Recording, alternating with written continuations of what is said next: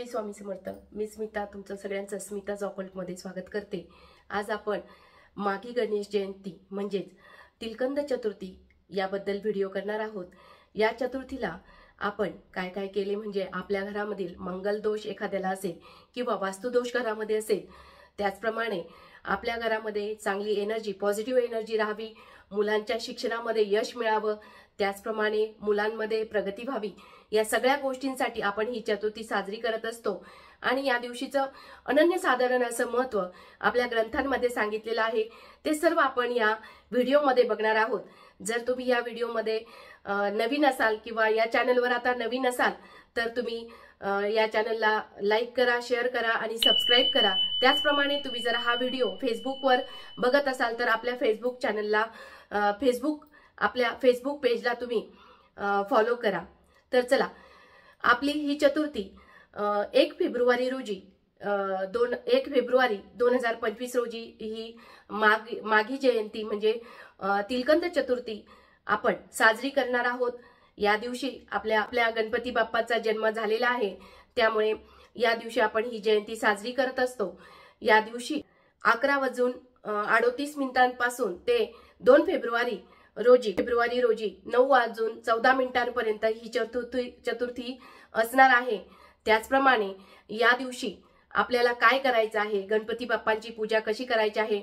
बहुतेक भागामध्ये ही जयंती आपण साजरी काही करत नाही, पण काही भागांमध्ये ही जयंती साजरी केली जाते.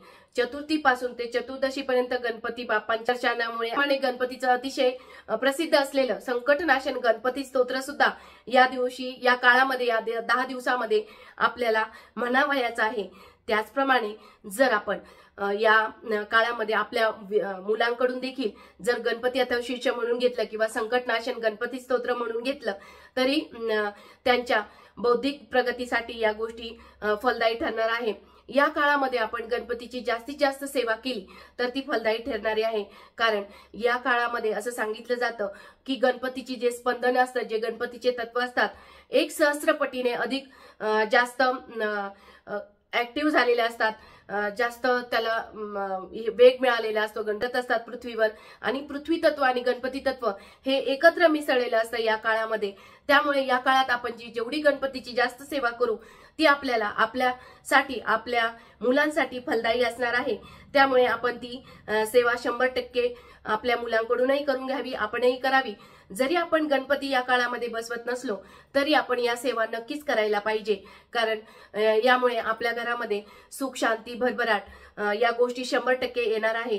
त्याचप्रमाणे आपल्या घरामध्ये एखाद्याला मांगलिक दोष असेल, मंगळ दोष असेल तर या काळात आपण जर त्यांच्याकडून गणपतीची सेवा करून घेतली तर तो मंगळ दोष सुद्धा काहीच्या प्रमाणात हा खूप कमी होण्यासाठी मदत होत असते. त्यामुळे ज्यांना मंगळ दोष आहे यांनी सुद्धा या गोष्टी, या ज्या सेवा आहेत गणपतीच्या, त्या करायला काही हरकत नाही.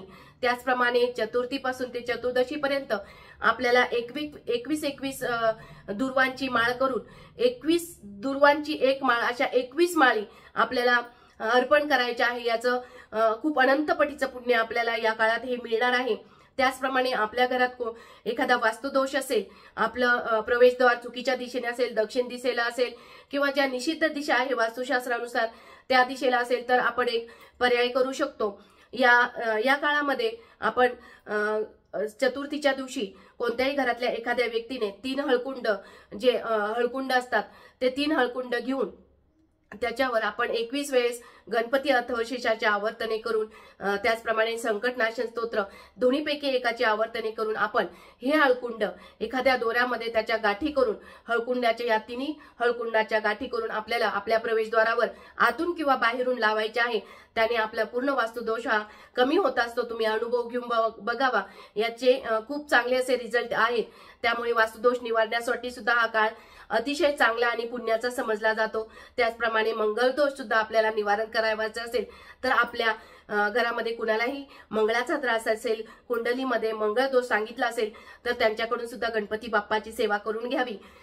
काहीच नाही जमलं तर निदान आपण 21 दुर्वांचा 21 वेळेस आपण त्याला गणपती बाप्पाला अर्पण केलं तर ते आपल्यासाठी फलदायी असणार आहे. आणि दररोज घरामध्ये गणपती येतो शिष्य गणपतीची जेवढी जास्तीत जास्त सेवा होईल तेवढी सेवा आपण करण्याचा प्रयत्न करायचा आहे।